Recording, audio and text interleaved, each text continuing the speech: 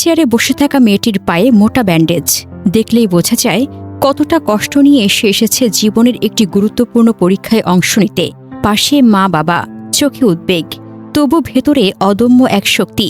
পরীক্ষার কেন্দ্রের সামনে এসে সবকিছু যেন হঠাৎ থমকে দাঁড়ালো। একটা সিঁড়ি, এই সিঁড়িটাই যেন হয়ে উঠল সবচেয়ে বড় বাধা।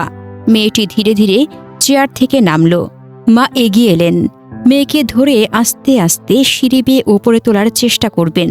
এটাই স্বাভাবিক, কিন্তু সেই মুহূর্তে বাবার চোখে ধরা পড়ল অন্য এক দৃশ্য। মেয়ের কষ্ট। একজন বাবা হয়তো হাজার মানুষের ভিড়েও নিজের সন্তানের সামান্য কষ্টটুকু সবচেয়ে স্পষ্টভাবে দেখতে পান। তিনি আর দেরি করলেন না, সব দ্বিধা সংকোচ সরিয়ে দিয়ে মেয়েকে তুলে নিলেন নিজের কোলে।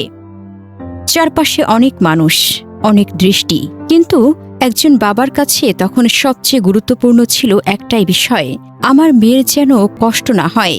ধীরে ধীরে যত্ন করে বুকের ভেতর আগলে তিনি সিঁড়ি বেয়ে উপরে উঠতে লাগলেন।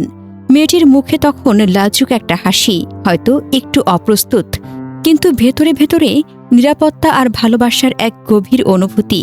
কারণ সে জানে তার পাশে তার বাবা আছে, একজন নির্ভরতার দেয়াল আছে। পরীক্ষার হলে পৌঁছে বাবা নিজ হাতে মেয়েকে তার সিটে বসালেন।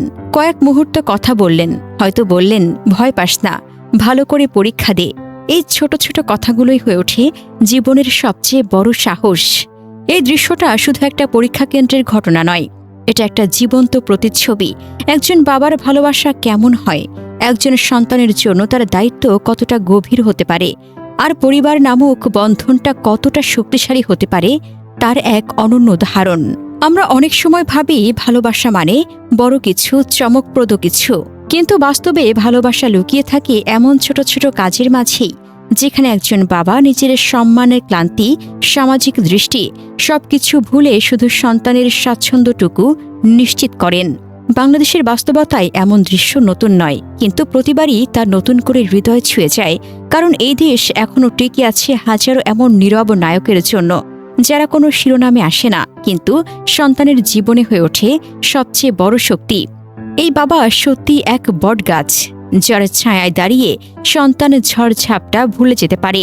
অথচ আমরা অনেকেই বাবার এই ত্যাগ, এই নিঃস্বার্থ ভালোবাসাকে খুব সহজে ভুলে যাই। তাদের কষ্ট, তাদের নীরব যুদ্ধ আমাদের চোখেই পড়ে না।